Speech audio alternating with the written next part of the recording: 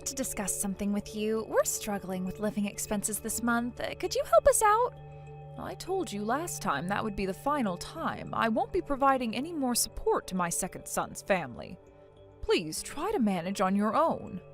Don't be so cold. This time it's really serious. It's the kid's birthday this month, and we can't even afford presents or cake.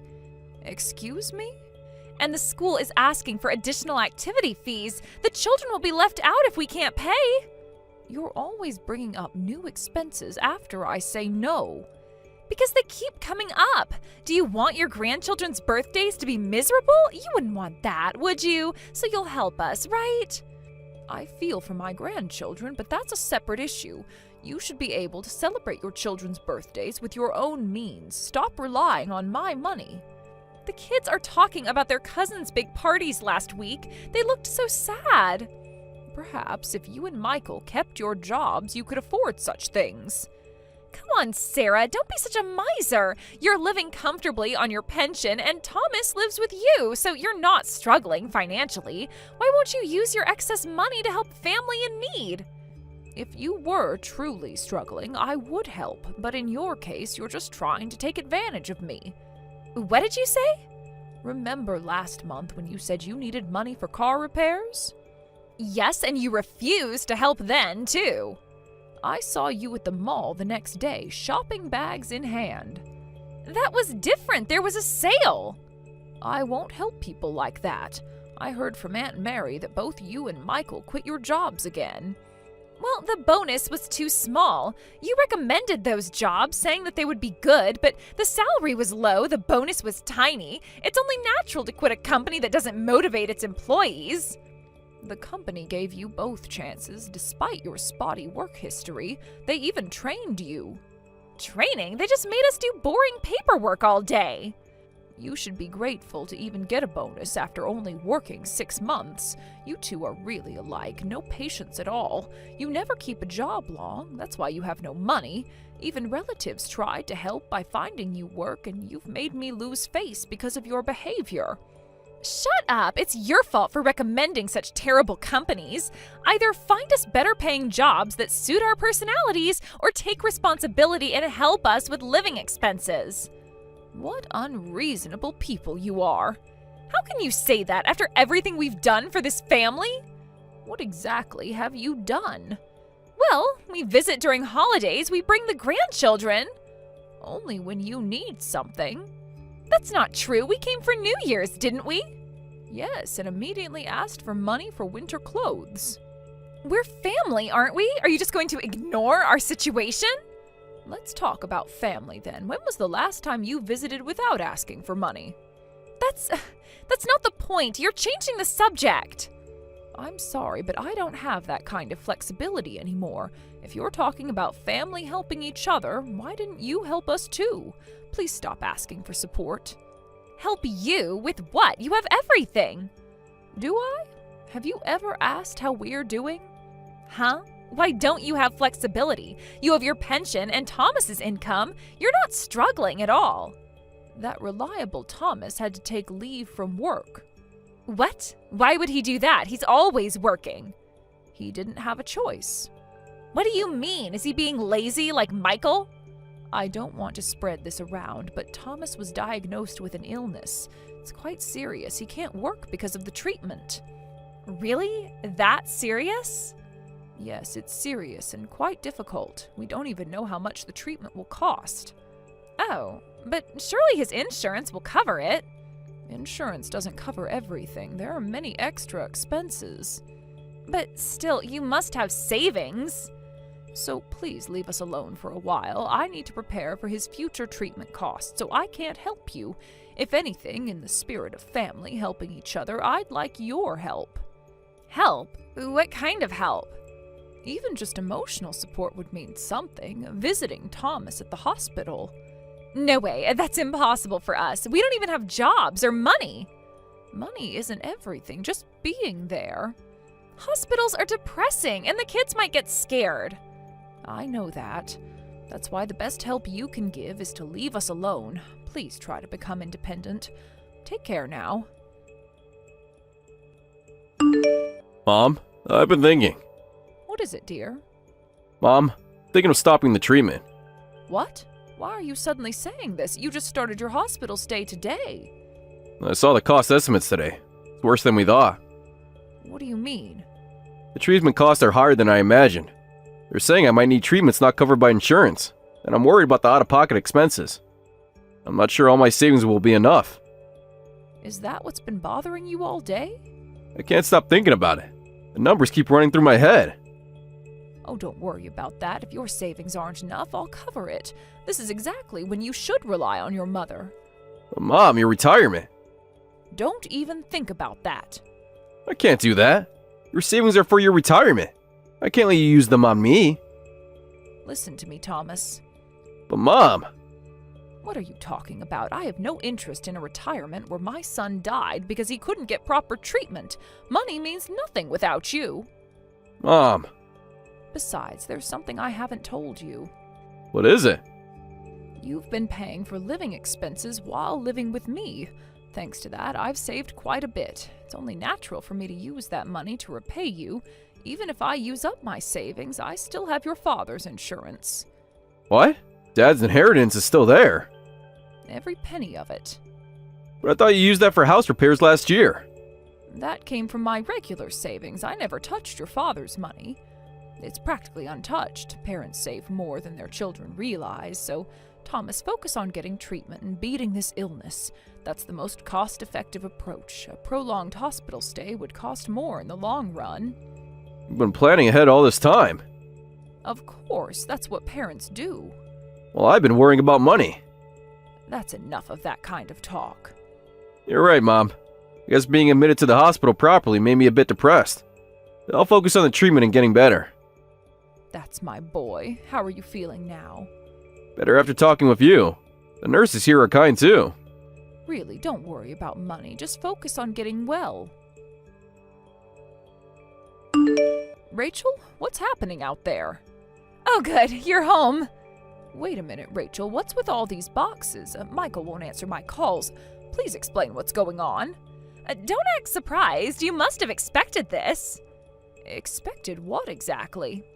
What's to explain? It's exactly what it looks like. We've sent over our moving boxes. Moving boxes? These are all yours? Of course. The kids' toys, our clothes, everything. You don't mean you're planning to live here? Obviously. Where else would we go? But why would you? Yes, when the eldest son dies, the second son becomes the heir, right? So this house will soon be ours. I heard he has 3 months to live after being hospitalized. We knew it was serious, but wow, it's really bad, isn't it? How dare you? What? Did I say something wrong? It's just common sense. What's bad is your head. What kind of person are you? Huh? Did I say something wrong? When the eldest son dies, the second son automatically inherits the family home, right? Stop talking as if Thomas is already dead. He's fighting hard with his treatment. This is incredibly disrespectful. Oh, please, don't be so sensitive. We're just being practical. But with only 3 months to live, treatment won't make any difference, will it? In situations like this, we need to act quickly before death occurs. Like they say, strike while the iron is hot. What? Besides, we've been looking at houses and the market is terrible. This is really lucky for us. The kids are getting bigger and we've been wanting a house. But there's no way we could afford to buy one. Even though this place is a bit old, it's quite spacious, so it'll work perfectly. Lucky? You call my son's illness lucky? Well, when you think about it practically. Practically? Yes, the timing couldn't be better. Our lease is almost up. You are truly disrespectful people, using a family member's illness to satisfy your own greed. Don't twist my words. I'm thinking of everyone's benefit here. Everyone's benefit? Of course. Think about it. You're getting older. This house is too big for you alone. I'm not alone. Thomas is here. Not for long, though, right? And then... Then what? How dare you say that? You'll be begging us to take over the house after Thomas dies anyway. We're coming this weekend, so make sure you're out of the house by then, Sarah. What? Why should I leave my own house? Oh, come on. You didn't think we'd want to live with you, did you? This is my home. Because I don't want to live with a mother-in-law. It's fine for Michael to inherit the house, but there's no way I'm living with you. We'll take the house, but you should go to a nursing home or something. A nursing home? Yes, there's a nice one just outside the city, very affordable. What? You selfishly want the house, but want me to leave? How self-centered can you be? Just so you know, this isn't just my decision. Michael agrees too. No way. Of course it's true. Want to know what he said? What did he say? When I said I didn't want to live with you, he completely agreed. Said he absolutely doesn't want to live with his nagging mother either. My own son said that? Yes, he said you're always comparing him to Thomas. You two are unbelievable. You haven't even visited Thomas since learning about his illness, haven't shown any concern about his condition. All you care about is yourselves. How pathetic. Visiting sick people is depressing. Besides, what's the point? The point? Shut up, you old hag. You just need to quietly obey the future heirs. We're taking this house. After the eldest son dies, you can go to a nursing home. Well, say something. All right. I'll leave everything to you then. Really? Well, that was easier than I expected. Yes, you made your position quite clear. Pack your stuff quickly. You better be gone by the time we get there. Yes, I'll pack and leave immediately. But I've one condition. In exchange for leaving, promise me you'll never contact us again. Huh? You heard me clearly. What do you mean, never contact you? I'll leave this house as you wish. In exchange, never come to us with requests or favors again, and no more daily support. Preferably don't contact us at all. Are you saying you want to cut ties with us? Do I need to spell it out more clearly? But what about the grandchildren? Weren't you just saying how depressing it would be to visit us? Well, that's different. This is about inheritance.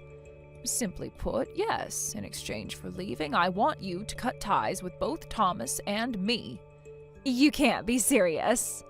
I've never been more serious. That's totally fine with me. Actually, I am thrilled to cut ties with such a troublesome mother-in-law. Perfect. We understand each other. Finally, no more nagging about jobs and responsibility. Then we have a deal? Now, I can leave this house without regrets. I'll leave your boxes somewhere in the house. Thanks, we'll unpack ourselves. So just focus on getting out. How thoughtful of you. Just make sure you don't take anything that belongs to the house. Well, of course not. I wouldn't want to start my new life with any reminders. Sarah, answer your phone. Hello? What's going on, Sarah? We came to move in with the whole family today, but suddenly real estate agents showed up. They're trying to force us out, saying they need to proceed with the sale. Rachel, didn't I tell you not to contact me after I left the house? How terrible of you to break our promise so quickly. Forget about that. This is an emergency. Is it? That doesn't matter right now. Explain what's going on. The real estate agents say they were hired by you, the owner. What is this all about? It's exactly as the agent said. I decided to sell the house for Thomas's treatment. When Thomas mentioned his treatment might cost more than expected, I thought it would be better to sell now rather than panic sell later. I decided to convert it to cash early. As you said, strike while the iron is hot. You're using my own words against me? They seemed so practical when you said them. But that doesn't answer my question at all. Why are you selling it arbitrarily? You gave this house to your son's second family. How can you just sell it? Given it? When exactly did that happen? When you agreed to leave. Ugh, I never said I would give it to the second son's family. You told me to leave, so I'm leaving. I never once said I would give you the house. You misunderstood on your own, so stop getting angry about it. What? You seem surprised. Of course I'm surprised. This isn't what we agreed to. What exactly did we agree to? Please remind me. That you would leave. And I did leave. I never intended to give that house to you. You told me to leave, so I packed my bags and prepared to leave. And while preparing to leave, I also prepared to sell. Then why did you accept our belongings? Should I have left them in the rain? Don't act innocent! Well, that means nothing. You sent them on your own, and out of kindness, I let them stay. Just for the few days until the house sells, though. This is ridiculous! Cancel the sale immediately! This house should go to the second son's family! According to whom? According to tradition, according to family values. Oh, family values? Like kicking out your mother-in-law? That's different. We need the space. It's just your own arbitrary decision. Besides, I won't listen to any more requests from you. That was also part of our agreement when I left. What agreement? What are you talking about? Don't pretend you don't remember. In exchange for leaving, you agreed never to contact us again or make requests. You agreed to that, didn't you? You seem to be having trouble with your memory. But... So please, stop being so selfish and don't interfere with the real estate agents. If you cause too much trouble, they'll call the police. Call the police?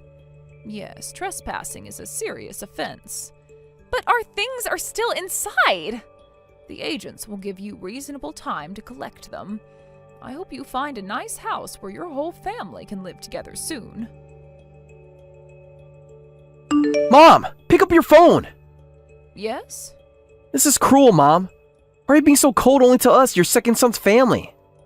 My goodness, I've always tried to treat my children equally. No, you're too cold to us. We're in such a trouble and you won't help. After that, we got kicked out by the real estate agents and had to stay in a hotel. We're already broke. How are we supposed to handle this? Did you call just to complain? We're sleeping in a hotel, Mom. A hotel! Well, that's not my concern. We've cut ties, so please stop contacting me.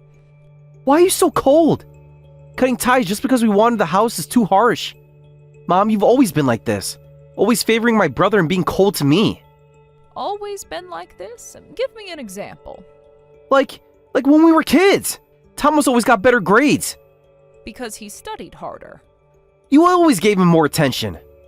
Ugh, what nonsense are you talking about? I'll say it again. I have always raised both of you equally. I let you both go to the universities you wanted. When you failed your college entrance exam and needed an extra year, did I ever object? I supported you financially without complaint. How is that being cold? Well... Should we talk about your university years? What about them? Who paid for your repeated course fees when you failed classes? That was... And what about your wedding? When you asked for help, I gave exactly what you requested. And during your married life, too. How is any of that being a cold parent? But brother is always by your side. You give him more support than us, don't you? Excuse me? It's obvious. Brother never married, still lives at home. Until he was hospitalized, he was living off your pension, right? Sure, each time you help us, it might be a larger amount. But overall, you must have given him more support to him. You really believe that? Of course! He never moved out, never had to pay rent. That's just your baseless assumption. Actually, Thomas has never relied on me financially. On the contrary, he's been paying all the living expenses. What? Really? Not just the bills. He maintains the house, helps with groceries. He even gives me spending money, always thanking me for doing the housework. If anything, I'm the one depending on him. Meanwhile, you two want the house but refuse to live with me, making selfish demands. When you get kicked out, you play the victim, saying I'm being cold to you. You and your brother are complete opposites. You're selfish and greedy. It's not fair. I have my own family to think about. Yes, I can see how well you're thinking about them. Shut up! Once Thomas dies, I'll be your only son. You only have to rely on us in your old age. If you keep being mean like this, we won't help you then. Help me in my old age? Oh, like you've been helping now? This is different. We're just going through a rough patch. I was never counting on you two anyway. I have enough saved for retirement, and Thomas will get better with proper treatment. He won't disappear in 3 months, so I have nothing to fear. What are you talking about? Which part confuses you? Huh? Wait, isn't brother terminal with 3 months to live? But I definitely heard he was given 3 months. From whom? The doctors? Did you visit him in the hospital? Well, no, but Rachel said. That was only if he received no treatment at all. The treatment is expensive, but with proper surgery, he'll be fine. Thomas's illness is curable. Really? Yes, once he was properly admitted to the hospital and fully examined, they found the disease progression was slower than expected. He'll definitely recover, so don't worry. The doctors assured us, too. But Rachel said... Perhaps if you'd visited your brother, you'd know the truth. What? So I won't be the only son? No way! What am I going to do? I thought for sure you'd come crawling to us after brother died, even if we were estranged. I thought everything would become mine. Amazing. Simply amazing. What? Your brother is fighting for his life, and all you can think about is inheritance? That's not what I meant. That will absolutely never happen. More importantly, you should worry about your own health and your future life. My health? What do you mean? I received some documents for you from Aunt Mary. Apparently you had a health check before quitting your job. The results came in and the numbers are frighteningly high. I believe it says you need to go to the hospital immediately. What? That kind of envelope is terrifying. Perhaps now you understand how your brother felt. But it's probably nothing serious. Like Thomas's illness was nothing serious? That's different. I feel fine. Hopefully it's just a matter of detailed examination. Well, whatever happens, you'll have to handle it yourselves. Since we're estranged, it's none of my business. Mom, you can't be serious. Why not? Isn't this what you wanted? You're kidding, right? Even if they find something seriously wrong with me, you won't help? Won't you help us with the money from selling the house? But we've cut ties, remember? That was Rachel's idea. I never agreed. Oh? So you didn't agree when she said you didn't want to live with your nagging mother? I was just angry. No way. Mom, please. What if something serious? Then you should start looking for a job with good health insurance. Well, what about the treatment cost? The house was old anyway, and I was thinking of moving somewhere new. Once Thomas recovers, we might move to a nice apartment. Well then, good luck with Rachel. You have children to protect after all. It's time you showed them what responsible parents look like. Michael's detailed examination revealed a large tumor. While surgery would resolve the issue, he was terrified, facing a serious illness for the first time. He sent tearful apologies, saying, "I never knew illnesses could be so frightening. What horrible things I said when my brother was hospitalized." However, since Thomas had already blocked the second son's family, the apologies never reached him. After surgery, both Michael and Rachel finally started seriously looking for jobs. They found work at a local supermarket and factory, respectively. For the first time in their adult lives, they held jobs for more than a year. The experience of illness had changed their perspective on life and responsibility. As for Thomas, his treatment is almost complete. The doctors are optimistic about his full recovery. Sarah is currently living in an apartment near the hospital to watch over Thomas, and once he's discharged, mother and son plan to support each other while living in a nice new apartment. They occasionally hear about Michael's family through relatives, but maintain their distance, having found peace in their quieter life together. Thank you for watching till the end. If you felt good about this video, like the video. If you didn't like it, let me know why in the comments. Subscribe too. Your likes and subs lead to our motivation. We have so many videos on our channel as well, so go ahead and take a look. See you in the next video.